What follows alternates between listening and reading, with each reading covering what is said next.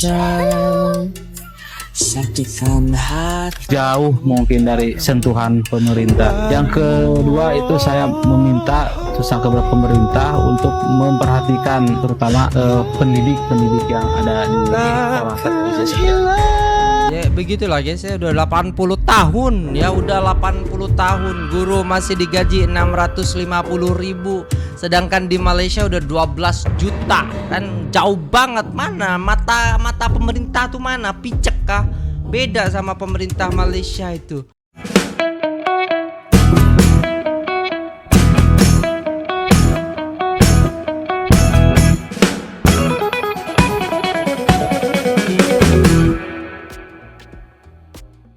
Assalamualaikum warahmatullahi wabarakatuh. Jumpa lagi dengan saya guys, Cak Mujib. Gimana kabar teman-teman semua? Semoga sehat selalu dalam lindungan Allah Subhanahu wa taala, dijauhkan dari segala mara bahaya, malapetaka, bencana dan bala serta berbagai macam penyakit. Amin amin ya rabbal alamin. Oke, kali ini kita akan mereaksi sebuah video ya guys ya, bagaimana sih istilahnya sekolah pedalaman yang ada di Indonesia dan sekolah pedalaman yang ada di Malaysia guys. Apakah sama atau bahkan lebih jelek atau gimana? Kita kurang tahu juga. Jadi jom kita simak videonya. Let's go. Ya Allah.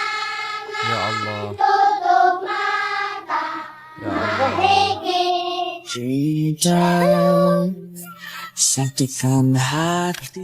Oke teman-teman, jadi dari cuplikan video tadi, video yang saya dapatkan dari TikToknya Ondai Kupang memperlihatkan kondisi pendidikan di daerah pelosok Nusa Tenggara Timur. Sekolah yang keterbatasan sarana prasarana pendidikan dibanding sekolah perkotaan. Ketimpangan pendidikan antara daerah pelosok dan daerah lebih maju ini termasuk kepada kelompok marginal. Kelompok marginal adalah kelompok masyarakat yang berada pada posisi kurang menguntungkan. Jadi kasus ini bisa kita analisis menggunakan teori critical theory atau teori kritis. Jadi media itu berperan mengungkapkan ketimpangan sosial yang dialami kelompok marginal. Dalam kasus sekolah pelosok Nusa Tenggara Timur ini, media menunjukkan bahwasannya adanya ketidakmerataan fasilitas dan akses pendidikan. Dengan mengangkat kasus ini, media membantu masyarakat menyadari bahwa rendahnya kualitas pendidikan bukan karena kemampuan siswa, tapi karena kurangnya fasilitas yang didapatkan masyarakat dan kurangnya perhatian yang mereka terima. Oke teman-teman, sekian dulu video kali ini. Jadi bagi teman-teman semua, berkritislah terutama terhadap media, terhadap isu-isu yang terjadi di lingkungan kita. Karena kalau bukan kita, siapa lagi yang akan bergerak? Sekian, terima kasih. Wassalamualaikum warahmatullahi wabarakatuh. Pendidikan yang adil bukan tentang di mana seseorang belajar, tetapi bagaimana setiap anak mendapatkan hak yang sama untuk berkembang. Nah, itu enggak adil. Maksudnya enggak semuanya gitu loh guys ya. Masih banyak mungkin sekolah-sekolah yang belum mendapatkan fasilitas yang adil gitu. Yang setara gitu. Kok bisa gitu loh guys ya. Sedangkan pembangunan proyek-proyek baru itu langsung jadi. Kenapa sekolah tidak gitu? Kemana dananya gitu? Allah, bisa begitu ya? Oh ini Kak mana nih, Kak Malaysia nih?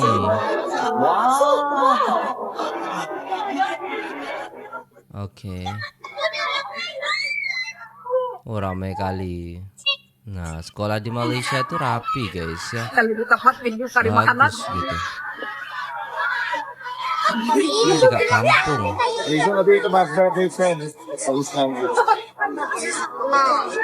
Oh, ada orang ini ya guys ya, pendatang gitu, kayak bule gitu mungkin atau orang luar. Gak tahu bule apa bukan. Oke.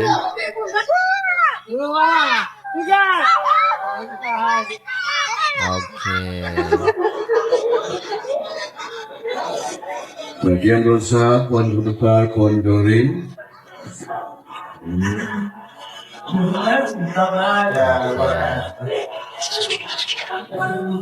Terima kasih kepada Ustaz dan penolongan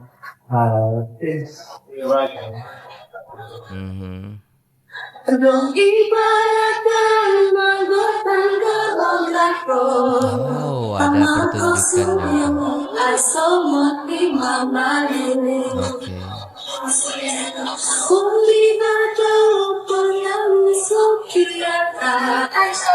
juga. seragam Indonesia. Oh, mungkin beberapa sekolah gitu ya guys ya gabung jadi satu untuk menampilkan pertunjukan seperti itu ya. Tapi anehnya ya guys ya, anehnya masyarakat ataupun orang Indonesia yang tinggal di Malaysia ya kan, dia tetap warga negaranya Indonesia. Cuman ketika sekolah di Malaysia, mereka sekolahnya pendidikannya itu lebih bagus daripada yang ada di Indonesia. Kok bisa gitu loh guys ya? Aneh gitu. Kenapa nggak sama gitu ya?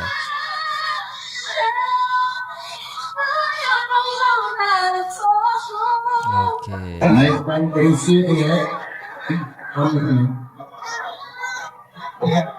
Indonesia, Malaysia gitu ya guys ya. Mantap sih. Oke. Bagus ya. Oh iya, ini ada kunjungan gitu ya. Masya Allah. Terbaik guys. Ini dekat kampung loh. Sahabat RJ Story ID, salah satu sebab utama kenapa sekolah perkampungan Malaysia nampak lebih moden ialah kerana faktor pendanaan atau bajet pendidikan per sekolah. Secara umum, Malaysia mempunyai kemampuan keuangan negara yang membolehkan peruntukan pendidikan diagihkan dengan lebih konsisten. Pemerintah Malaysia juga sudah lama memberikan fokus kepada pemerataan kemudahan asas sekolah, termasuk sekolah yang berada di kawasan pedesaan. Sebab itu, banyak sekolah kampung di Malaysia mempunyai reka bentuk bangunan yang lebih seragam, kemas dan tersusun. Banyak sekolah kerajaan dibina mengikut standard tertentu. Jadi apabila kita melihat sekolah di kawasan luar bandar, bentuknya masih nampak moden seperti sekolah di bandar. Selain itu, kemudahan seperti makmal sains, perpustakaan, komputer dan akses internet juga menjadi sebahagian daripada pembangunan sekolah. Berbeza dengan Indonesia, cabaran utamanya ialah faktor kondisi geografis. Indonesia merupakan negara kepulauan yang sangat luas dengan ribuan pulau dan kawasan yang sangat berbeza. Ada sekolah yang berada di kawasan pegunungan, pulau kecil, pedalaman hutan atau kawasan yang jauh dari pusat bandar. Untuk membina sekolah, menghantar bahan binaan, menyediakan tenaga pengajar dan menjaga kemudahan di kawasan seperti ini tentu memerlukan kos yang jauh lebih besar. Kadang-kadang bukan kerana tiada usaha, tetapi keadaan tempat yang membuat pembangunan menjadi lebih susah. Sementara Malaysia juga mempunyai kawasan. Tapi nggak gitu juga. Kalau ada Kopdes langsung tuh tengah sawah ataupun bukit ya kan, langsung dibangun gitu. Dan sebenarnya nggak ada alasan kalau menurut saya sih, ya kan? Kenapa proyek pemerintah yang lain tuh bisa jalan sedangkan sekolah tidak gitu? Kalau menurut saya itu memang karena ya ketimpangan gitu, tidak adil, ketidakadilan yang yang sudah kayak menjamur gitu. Oh ya udahlah situ gak apa-apa, itu siswanya sedikit, gak usah lah dibantu gitu, susah guys ya. Makanya kenapa istilahnya Malaysia itu lebih bagus dari segi pendidikannya, karena fokus pemerintahnya kepada pendidikan dan kesehatan gitu. Kawasan terpencil seperti di Sabah dan Sarawak. Tetapi secara keseluruhan, cabaran geografisnya lebih sederhana berbanding Indonesia yang mempunyai wilayah sangat luas. Contohnya, sekolah di kawasan pedalaman Sarawak ada yang sudah mempunyai bangunan yang tersusun, kawasan sekolah yang bersih dan kemudahan belajar yang baik. Walaupun masih ada cabaran seperti akses jalan dan jarak yang jauh, usaha pemerataan pendidikan terus dilakukan. Selain itu, faktor lain ialah standardisasi bangunan sekolah. Banyak sekolah kerajaan Malaysia menggunakan konsep bangunan yang hampir sama dari segi reka bentuk, susun atur kelas dan kemudahan asas. Jadi walaupun berada di kampung, sekolah tetap nampak terancang. Di Indonesia pula, banyak sekolah dibina mengikut keadaan daerah masing-masing. Ada sekolah yang sangat bagus, tetapi ada juga sekolah di kawasan tertentu yang masih memerlukan perhatian dari segi bangunan, internet, perabot dan kemudahan belajar. Jadi sahabat RJ Story ID, perbezaan ini bukan hanya tentang sekolah, tetapi juga berkaitan dengan keluasan negara, kemampuan pembangunan, alam dan bagaimana setiap kerajaan mengurus pemerataan pendidikan. Yang paling penting, kita jangan lupa bahawa sekolah yang sederhana juga boleh melahirkan pelajar yang hebat. Banyak anak kampung di Indonesia berjaya walaupun belajar dengan kemudahan yang terhad kerana masa mak mereka kuat dan guru-guru mereka berusaha memberikan yang terbaik. Oke, ini Kak mana ini guys? Kenalkan, nama saya Supardi. Saya guru SDN di Kaum. Oke. Saya ngajar di sekolah ini sudah 13 tahun. Belum 13 ada tahun. rezeki mungkin untuk diangkat jadi pegawai negeri. Saya di sekolah dikasih honor 650.000 per bulan. Sangat tidak cukup. Beli bensin juga udah habis gitu. Iya. Saya dari rumah ke sekolah itu perjalanan satu jam lebih lah, kurang lebih 17 kilometer. Yang paling berkesan itu waktu saya ke sekolah dalam keadaan hujan dan motor itu tidak bisa sampai ke sekolah. Akhirnya saya jalan kaki dari tengah perjalanan itu ke sekolah, dan itu sangat ingat sampai sekarang benak saya. Harapan saya itu untuk kedepannya khususnya untuk pemerintah itu supaya bisa melihat sekolah yang ada di daerah terpencil yang seperti Kaung ini yang jauh mungkin dari sentuhan pemerintah. Yang kedua itu saya meminta kepada pemerintah untuk memperhatikan terutama pendidik yang ada di sekolah terpencil seperti ini. Ya begitulah guys, ya udah 80 tahun ya, udah 80 tahun guru masih digaji 650.000, sedangkan di Malaysia udah 12 juta kan, jauh banget. Mana mata pemerintah tuh mana, picek kah? Beda sama pemerintah Malaysia itu. Aduh gila sih guys, yang ngenes banget guys kayak gini nih. Udah gitu sekolahnya juga ini ya guys ya, kita bisa lihat bangunannya tuh. Allah, semangat adik-adik dan para guru ya guys ya, terbaik. Hari ini kita ke sekolah jalan kaki ya teman-teman, karena jalannya becek. Jalannya becek, kapan gitu ya. Tetap semangat. Itu bang, kalau ada Kopdes di situ langsung bangun tuh bang, langsung ada bangunan bagus tuh bang, Kopdes ataupun SPPG ya kan. Aduh. Ya mantap. Ya Allah, itu kalau pakai motor jatuh guys, jalan kaki lebih aman guys. Allahu Akbar. Ya Allah, coba dicor gitu ya. Masa di sana gini loh, masa di sana susah gitu nganter semen gitu, gak usah aspal lah, cor aja. Nggak tahu lah guys, masih banyak sebenarnya yang seperti ini itu ya, tapi ya itu tutup mata kayaknya pemerintah. Sampai dekat itu. lawas nih, dia macam alhamdulillah ada sebab kenapa Allah. Kenapa tuh? Apa yang best kat sekolah ni kan? Okey, pertamanya mula-mula dulu dapat tawaran kan, lawas kat mana ni kan, rasa macam aku tak pernah sampai dekat lawas ni kan. So macam takut lah kan, apa jauh ke, dekat pelusuk mana, kat pedalaman mana kan. So memang target kucing je. Tapi bila dah sampai dekat lawas ni, ada sebab kenapa Allah hantar aku kat sini. Okey, pertama sebab dekat sini tenang. Okey, murid-muridnya pun sangat baik, sangat menghormati antara satu sama lain. Rakan-rakan sekerja pun semuanya satu kepala. Okey lah, tak ada rasa berpuak-puak ke. Lepas tu lagi satu yang paling best, hujung minggu je mana? KK lah. KK tu paling dekat lah, 2 jam lebih lah. Memang kebanyakan kami yang guru-guru bujang dekat sekolah ni, memang mana pot hujung minggu KK lah. Nak pergi shopping ke apa semua KK. Sebab KK lah bandar yang paling dekat dengan Ulu Merapuk, berbanding kalau nak ke Miri. Sebab kalau nak ke Miri kena lalu Brunei 2 kali. So 5 bulan dekat sini alhamdulillah. InsyaAllah kita boleh target pencen dekat sini. Syukur saya dan tim sempat saya ke SK Kampung Baru, Kota Samaran, Sarawak untuk jumpa warga sekolah dekat sini. Sekolah kecil tapi diisi jiwa-jiwa yang besar. Terima kasih semua atas layanan yang baik untuk kami. Buah tangan yang saya bawa tidaklah terlalu besar, tapi semoga bermanfaat untuk pembelajaran dan pengajaran semua ya. Ingat adik-adik, dalam setiap cabaran yang hadir, ada harapan yang sedang tumbuh. Jangan jadikan cabaran sebagai alasan, tapi jadikan pembakar semangat untuk kita genggam kejayaan baru. Terima kasih Sarawak. We will be back.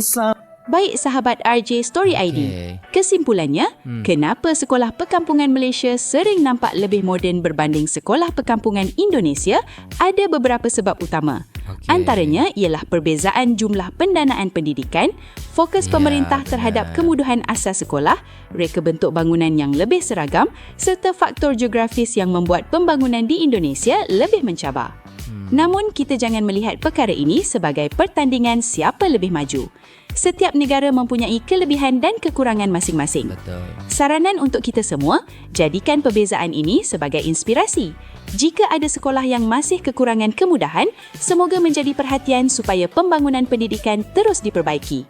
Nasihat daripada RJ Story ID, jangan pernah memandang rendah sekolah di kampung. Dari sekolah kecil dan sederhana pun, boleh lahir doktor, guru, pemimpin dan orang-orang berjaya. Yang paling penting bukan hanya bangunan yang cantik, tetapi semangat belajar, sokongan guru, perhatian pemerintah dan peluang yang sama untuk semua anak-anak. Semoga suatu hari nanti, baik di Malaysia maupun di Indonesia, semua sekolah perkampungan dapat memiliki kemudahan yang lebih baik, internet yang lancar, bangunan yang selesa dan pendidikan yang berkualiti. Terima kasih kerana terus bersama RJ Story ID. Jangan lupa terus sokong channel ini. Dan sampai jumpa di cerita menarik yang seterusnya. Assalamualaikum. Waalaikumsalam warahmatullahi wabarakatuh. Okey guys, sudah kita tengok semua macam mana ya guys ya. Macam mana tu kan kualiti ataupun dana pendidikan dari pemerintah Malaysia dan juga Indonesia ini sangat-sangat jauh sekali ya guys ya. Di Malaysia pemerataan pendidikan itu sangat-sangat nampak gitu. Sedangkan di Indonesia kejomplangannya yang nampak macam tu guys ya. Oh my god. Tapi semoga kedepannya lebih bagus lagi ya guys ya. Dengan adanya media sosial, dengan adanya banyak istilahnya platform-platform yang bisa menampakkan, menayangkan gitu bagaimana kondisi sebenarnya pendidikan yang ada di Indonesia ataupun fasilitas pendidikan yang ada di Indonesia, maka di situ kita akan lebih sadar lagi dan lebih lebih paham bahwasannya pemerintah itu nggak terlalu mementingkan pendidikan kayaknya gitu. Karena kenapa gitu loh guys ya, meskipun di pelosok, kalau di negeri jiran kita di Malaysia itu sekolahnya bagus gitu loh guys. Kalau di sini kalau lihat di pelosok gitu, kalau ada SPPG ataupun MBG ya kan, bangunannya bagus tuh kan, atau Kopdes langsung bagus. 1000 Kopdes dibangun, tapi 1000 sekolah nggak terjamah sama sekali ya. Mungkin seperti itulah pandangannya gitu loh guys ya. Tapi semoga kedepannya bisa lebih bagus lagi dan bisa lah istilahnya pendidikan dan kesehatan itu dinomor satukan dahulu daripada proyek-proyek yang lain gitu loh guys ya. Semoga itu terjadi dan bisa mencapai 2030 kita bisa lebih bagus lagi ke depan gitu loh guys ya. Oke, mungkin itu dulu videonya. Gimana menurut teman-teman, komen aja guys ya. Gimana, mungkin ada masukan daripada teman-teman gitu kan, biar jadi sharing lah seperti itu antara kita gitu loh guys ya. Oke, terima kasih, sampai jumpa di video selanjutnya. Wassalamualaikum warahmatullahi wabarakatuh.